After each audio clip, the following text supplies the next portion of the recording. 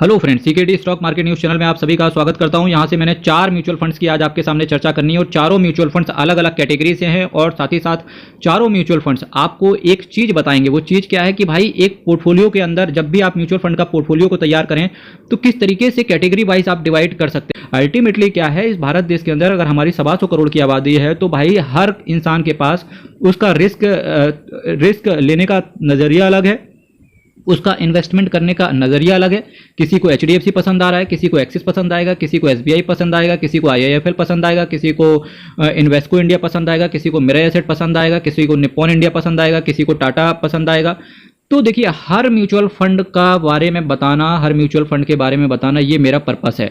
हर इंसान की समस्याओं का समाधान होना चाहिए। अब जिनके पास एक्सिस मिड कैप नहीं है वो क्या करें? वो सिंपल है, ये नॉलेज लेने की चेष्टा करें आज कि देखिए ये भी आपके साथ आपके सहारे एक अदर म्यूचुअल फंड भी हैं जिनके बारे में हमें पता होना चाहिए। ठीक, तो ये तरीका है। ठीक है, क्योंकि कई बार क्वेश्चन आता है कि यार सीकेडी जी ये बताओ कि आपने एचडीएफसी का मिड कैप क्यों नहीं रखा। तो सिंपल है कि सारे म्यूचुअल फंड्स एक बार में बताना पॉसिबल नहीं है। हालांकि अगर आप मेरी प्लेलिस्ट को विजिट करोगे जिसका नाम है मल्टी बैगर म्यूचुअल फंड्स के नाम से, उस प्लेलिस्ट के अंदर मैंने हर तरीके का, हर म्यूचुअल फंड का इन डेप्थ एनालिसिस करवा रखा है।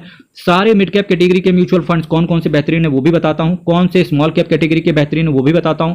फिर एक बास्केट भी बनाने की चेष्टा करता हूं कि अगर आप एक बास्केट प्रिपेयर कर रहे हो म्यूचुअल फंड के, या आप म्यूचुअल फंड के पोर्टफोलियो के अंदर डाइवर्सिफिकेशन करने की चेष्टा कर रहे हो तो किस तरीके से कर सकते हो। साथ ही साथ मैं रोज किसी ना किसी एज ग्रुप को भी टारगेट करता हूं कि इस एज ग्रुप के लिए ये फंड बेहतरीन रह सकते हैं।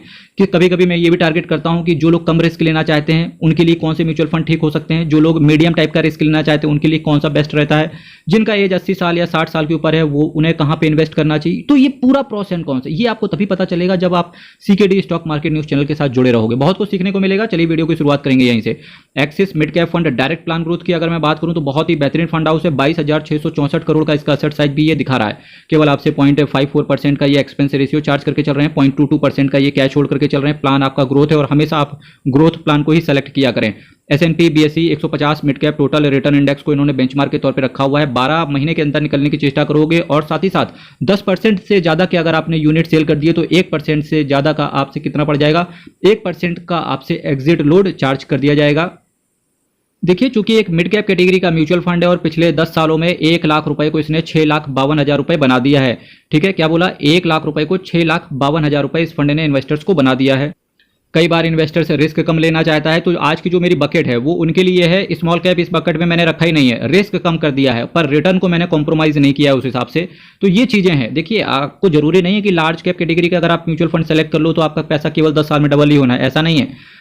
तरीका भी है इन्वेस्टमेंट करने का। अगर आप सही म्यूचुअल फंड सेलेक्ट करते हो तो आपको सिंपल सी बात है, ऑर्डिनरी चीजों में एक्स्ट्रा ऑर्डिनरी रिटर्न मिल सकते हैं। बस सिंपल है, आपके पास आपका फाइनेंशियल एडवाइजर अच्छा हो।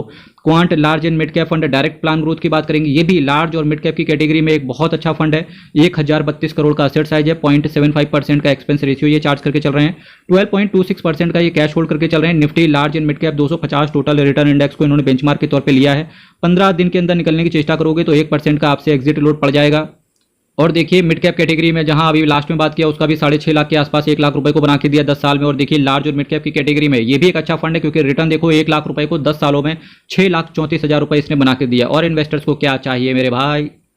काफ़ी सारे इन्वेस्टर्स का ये सपना होता है कि उनको थीम बेस्ड इन्वेस्टमेंट करना है, या उनका सोचते हैं कि मुझे टेक्नोलॉजी के जितने भी शेयर्स हैं मुझे वहां पैसा डालना है। तो देखिए, टेक्नोलॉजी फंड की बात भी कर रहा हूं और साथ ही साथ जो मैंने असेट मैनेजमेंट कंपनी को चुना है वो चुना है SBI को, क्योंकि SBI AMC से काफ़ी सारे लोगों का लगाव भी है और SBI के नाम सुनते ही लोगों के अंदर ट्रस्ट भी जागता है। SBI technology opportunities fund direct plan growth की बात करेंगे तो 3,216 करोड़ का इसका असेट साइज है। 0.88% का ये आपसे एक्सपेंस रेशियो चार्ज करके चल रहे हैं, 0.44% का ये कैश होल्ड करके चल रहे हैं। S&P BSE tech total return index को इन्होंने बेंचमार्क के तौर पे ले रखा है। 15 दिन के अंदर निकलने की चेष्टा करोगे तो केवल आपसे 0.50% का एक्सपेंस रेशियो चार्ज किया जाएगा। अगर मैं बात करने की चेष्टा करूं पिछले 10 सालों में, तो पिछले 10 सालों में 1 लाख रुपए किसी बंदे ने पिछले 10 साल पहले अगर 1 लाख रुपए केवल डाला होता तो 4,61,000 रुपए उसका आज की डेट पे बन जाता। 10 साल में पैसा यार 4 गुना कर दिया यार। ठीक है, इतना तो बनता है। और थीम बेस्ड इन्वेस्टमेंट पे भी थे, वैसे भी थीम बेस्ड इन्वेस्टमेंट में पैसा कम ही बनता है। एटलीस्ट कई सारे लोगों का ये सपना होता है ना कि उनका पैसा टेक्नोलॉजी फंड्स में लगा हो, इन्फोसिस, TCS, विप्रो, L&T, माइंट्री, है ना, ये सारे शेयर्स में उनका पैसा लगा हो। तो ये चीजें हैं। 10 साल में 1 लाख रुपए को 4,61,000 रुपए बना के दिया है। अब मैं आपके सामने बात कर रहा हूँ HDFC balance advantage, HDFC balance advantage fund direct plan growth से रिलेटेड। देखिए, अगर कोई वॉलेटिलिटी को नहीं संभाल पाता है या उसे पसंद नहीं है कि उसका पैसा गिरे, या कोई म्यूचुअल फंड की दुनिया में नया है, या कोई बंदा रिटायर कर रहा है और उसे म्यूचुअल फंड्स लेने हैं, तो डेफिनेटली उसे इस तरीके के म्यूचुअल फंड्स में इन्वेस्ट करना चाहिए जहां पर अगर इक्विटी मार्केट गिरता भी है, चूंकि पैसा अगर आपका डेट में लगा है तो डेट का मतलब होता है कि डिवेंचर्स वगैरह में पैसा लगा होता है या बॉन्ड्स वगैरह में पैसा डाला जाता है, जहां पर फिक्स्ड इनकम होती है म्यूचुअल फंड हाउस को। तो उससे क्या होता है कि अगर इक्विटी पोर्शन गिर भी गया तो कोई दिक्कत नहीं है, एटलीस्ट आपका डेट भी पैसा देता है। तो ये बहुत अच्छी चीज रहती है। और इसी जो फंड कैटेगरी में बात कर रहा हूँ, बैलेंस एडवांटेज कैटेगरी से मैं आपके सामने चर्चा कर रहा हूँ यहाँ से। तो जब भी मैं बैलेंस एडवांटेज फंड की बात करता हूँ तो सबसे अच्छा रिटर्न बैलेंस एडवांटेज कैटेगरी में HDFC balance advantage fund direct plan growth ने अपने इन्वेस्टर्स को बना के दिया है। और देखिए, असेट साइज भी इसका कितना है, 61,598 करोड़ का, 61,598 करोड़ का इसका असेट साइज है। सिंपल सी बात है, क्योंकि डेट से आपको एक सिक्योरिटी मिलती है और इक्विटी से आपको रिटर्न मिलता है। तो अल्टीमेटली रिटर्न आपका एक बेहतरीन तरीके से निकलते हुए देखने को मिलता है। वहीं एक्सपेंस रेशियो की बात करेंगे तो 0.84% का ये आपसे एक्सपेंस रेशियो चार्ज करके चल रहे हैं, 11.63% का ये कैश होल्ड करके चल रहे हैं। Nifty 50 hybrid composite debt 50-50 index fund में आपका पैसा जाएगा, ये बेंचमार्क इन्होंने लिया है। एक साल के अंदर निकलने की चेष्टा करोगे, साथ ही साथ अगर आपने 15% से ज़्यादा के यूनिट सेल कर दिए तो 1% का आपसे एग्जिट लोड पड़ जाएगा। अब अगर वहीं मैं बात करने की चेष्टा करूं तो पिछले 10 सालों में 1 लाख रुपए को इस फंड ने 4,23,000 रुपए बना के दिया है। देखिए, अगर आप बिल्कुल रिस्क नहीं लेना चाहते तो डेफिनेटली ऐसे फंड्स बेहतरीन रहते हैं इन्वेस्टमेंट करने के नजरिए से। तो देखिए, टोटल आज मैंने 4 म्यूचुअल फंड्स की एक बकेट बनाई और चारों म्यूचुअल फंड्स में मैंने स्मॉल कैप कैटेगरी का एक भी फंड नहीं रखा, फिर भी रिटर्न आपको 1 लाख रुपए का 4 लाख रुपए से ज्यादा का ही बनते हुए देखने को मिल रहा है।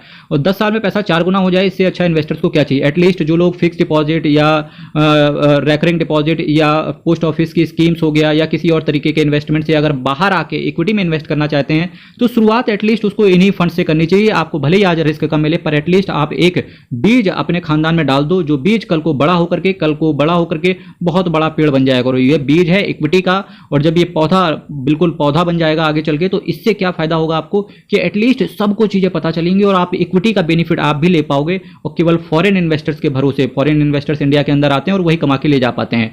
फॉरेन इन्वेस्टर्स इस बार इंडिया के अंदर आएंगे तो पर कमा के हम ले जाएंगे, इस तरीके का नजरिया होना चाहिए। देखिए, आज मैंने टोटल 4 म्यूचुअल फंड्स की आपके सामने चर्चा करी। नाम फिर से एक बार आप दोहरा लेते हैं एक बार बहुत तेजी से। Axis mid cap, quant large and mid cap, इसके साथ साथ SBI का टेक्नोलॉजी फंड और HDFC का बैलेंस एडवांटेज फंड। चारों अपनी कैटेगरी में बहुत अच्छे हैं। चारों इंडिविजुअल अगर बात करेंगे तो भी बहुत अच्छे हैं, और अगर इनकी एक बकेट बनाई जाए तो भी बहुत अच्छी दिख रही है यहाँ से। देखिए, चैनल को आप सब्सक्राइब कीजिएगा, वीडियो को शेयर कीजिएगा, और ये वीडियो अपने फ्रेंड्स, अपनी फैमिली में शेयर कीजिए। उनको भी उनको भी बिल्कुल जगाओ। उनको अगर सो रहे हैं कि भाई अभी भी पुराने तरीके से या ट्रेडिशनल इन्वेस्टिंग कर रहे थे, तो सबको जगाने की जरूरत है। तो ये चीज़ मैं आपके भरोसे छोड़ता हूँ। चैनल को सब्सक्राइब कीजिएगा। हर हर महादेव, अयप्पा शरणम, हरि शरणम। बहुत बहुत धन्यवाद।